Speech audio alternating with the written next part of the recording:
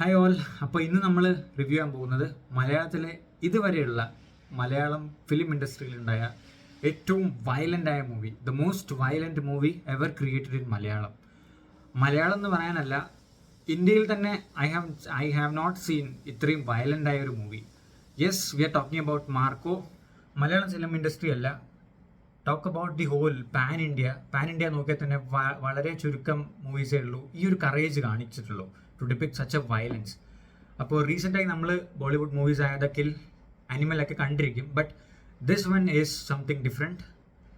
Written and directed by Hanif Adeni and produced by Shareef Muhammad. ഈ ഒരു movie is revolving around a character called Marco. അപ്പോൾ Marco എന്നൊരു character is a very violent and ruthless kind of a person. അപ്പോൾ ആ ഒരു character portray ചെയ്യാൻ we must need some actors who can really deliver that energy. ആ ഒരു Marco എന്നൊരു image fulfil and ഓഡിയൻസിന് ഇഷ്ടപ്പെടാൻ പറ്റുന്ന ഒരു ക്യാരക്ടർ വേണം നമുക്ക് അവിടെ പോർട്രേ ചെയ്യാൻ. And Unni Mukundan as A lead actor here has done a very very good job. കാരണം ആ ഒരു ലെവലിലുള്ള ഒരു എനർജി ആൻഡ് അഗ്രഷൻ കാണിക്കാൻ പറ്റിയൊരു ഫിസിക് എല്ലാം കൂടി ഒത്തുചേർന്ന ഒരു ആക്ടറാണ് Unni Mukundan. And his skills have really defined what Marco is. ആ ഒരു ക്യാരക്ടറിന് ലൈഫ് കൊണ്ടുവന്നത് തന്നെ ഉണ്ണി മുകുന്ദൻ തന്നെയാണ്.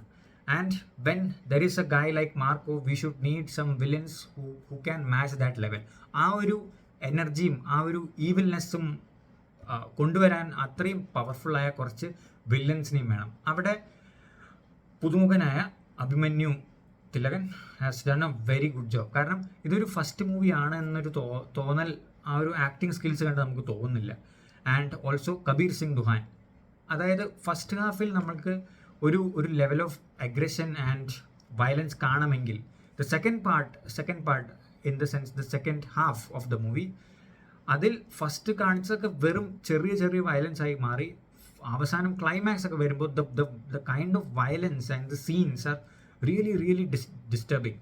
അതായത് ഒരു അഡൾട്ട് മൂവി ആണെങ്കിൽ പോലും first half is somewhat manageable. അത് കഴിഞ്ഞ് നമ്മൾ സെക്കൻഡ് പാർട്ടിലേക്ക് വരുമ്പോഴാണ് the real game begins.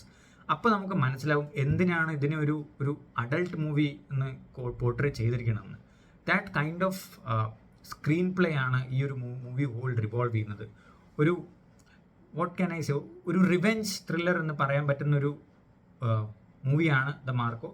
And there are characters played by Siddique and Jagadish സാറിനെ പോലൊരു ആക്ടർ ഇങ്ങനെ ഒരു റോൾ, ഒരു ഈവിൽ റോൾ പ്ലേ ചെയ്യാൻ പറ്റുമെന്ന് കാണിച്ചൊരു മൂവിയും കൂടിയാണ് മാർക്കോ.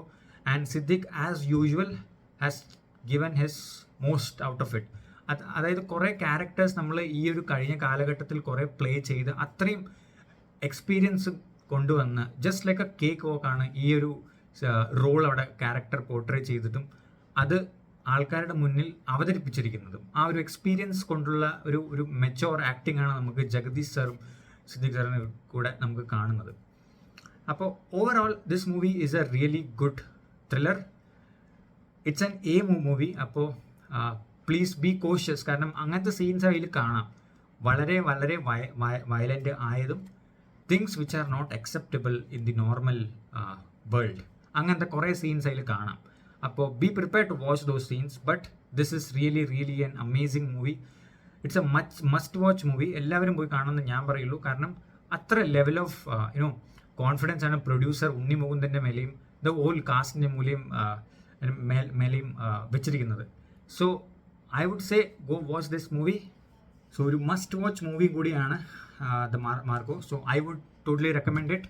കാരണം ഇങ്ങനെ നമ്മൾ ഓഡിയൻസ് അക്സെപ്റ്റ് ചെയ്താൽ ഇനിയും മച്ച് മോർ കണ്ടൻറ്റ്സ് പ്രൊഡ്യൂസേഴ്സ് മുന്നോട്ട് വരുള്ളൂ, ഇനി മോർ കണ്ടൻറ്റ്സ് കൊണ്ടുവരാൻ. So please do watch this and support, and also support our channel. Do like, share and subscribe. By.